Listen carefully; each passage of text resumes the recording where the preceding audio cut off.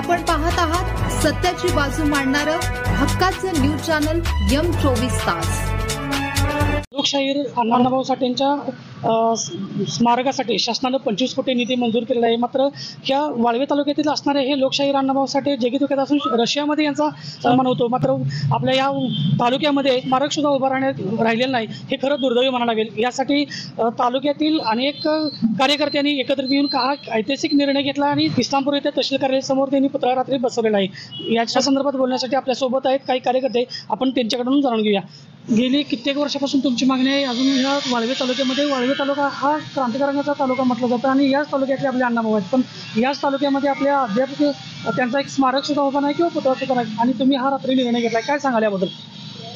खऱ्या अर्थानं या तालुक्यातील प्रशासन आणि या तालुक्यातील काही राजकीय मंडळी खऱ्या अर्थानं अण्णाभाऊ साठेंना वंचित ठेवू इच्छितात तालुक्यामध्ये, कारण त्यांचे विचार त्यांचे विचारांचे त्यांचे जनजागृती ह्या तालुक्यामध्ये मोठ्या प्रमाणात होणं गरजेचं होतं।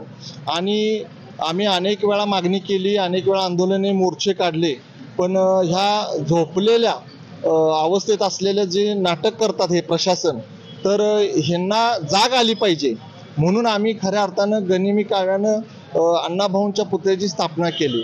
कारण ह्याच्या आधी सुद्धा खूप मोठे मोठे आंदोलन झाले तरी त्यांना जाग आली नव्हती।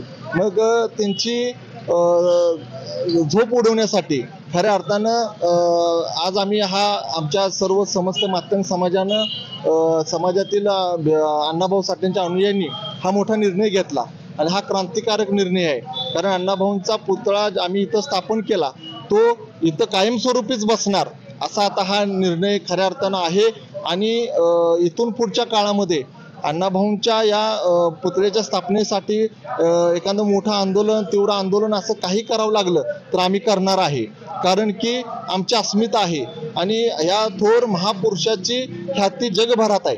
आणि रशियासारखा असा बलाढ्य देश सुद्धा अण्णाभाऊंच्या पुतळ्याचं अनावरण करून त्यांचे विचार, त्यांच्या अभ्यासिकेमध्ये अण्णाभाऊंचे लिखाण अनेक आहेत, अशा साहित्य आहेत आणि त्या देशांना अण्णाभाऊ आवडतात आणि आमच्या राज्यातल्या लोकांना का आवडत नाहीत?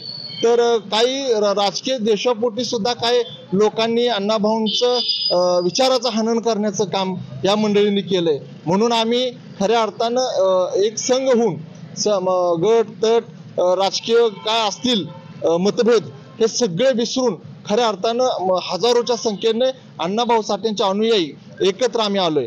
काल रात्री 1000पेक्षा जास्त या तालुक्यातून या जिल्ह्यातून खऱ्या अर्थानं अण्णाभाऊंच्या विचाराच्या अनुयायी या ठिकाणी उपस्थित होते।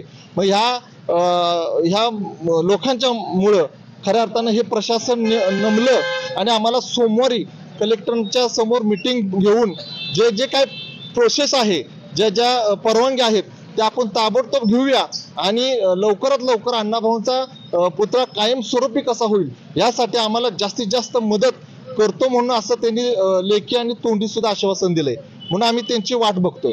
या ठिकाणी इस्लामपूर शहरामध्ये ज्या वेळेला अण्णाभाऊ हे एक तालुक्याचे सुपुत्र आहेत आणि अण्णाभाऊंचा या ठिकाणी सन्मान व्हावा हे इथल्या प्रस्थापितांना वाटत नाही, म्हणून आम्ही जे काही गनिमी काव्याने ज्या ठिकाणी आमच्या सोबत जे काही पोलीस प्रशासन आम्हाला धुडकावण्याचा प्रयत्न करत होतं, परंतु जशाच तशा पद्धतीनं या प्रशासनाला आम्ही इथल्या पोलीस प्रशासनाला आम्ही गनिमी काव्याने उत्तर दिलेलं आहे आणि अण्णाभाऊंच्या या पुतळ्यासाठी आमचं रक्त जरी द्यावं लागलं, रक्त सांडावं लागलं तरी आम्ही त्या ठिकाणी मागं बघणार नाही का, परंतु आम्ही 30-40 वर्षापासून आमच्या ज्या काही भावना आहेत, समाजाच्या भावना आहेत त्या महाराष्ट्राला आणि खऱ्या अर्थानं इथल्या प्रस्थापितांना कळवून दे की अण्णाभाऊंच्यावरती जर हे जातीयवादी पद्धतीने जर अशा पद्धतीची भूमिका घेत असतील तर हे कदापि थांबणार नाही। इथून पुढच्या काळामध्ये तीव्र प्रकारचा हा इशारा असणारा इथल्या प्रस्थापितांना,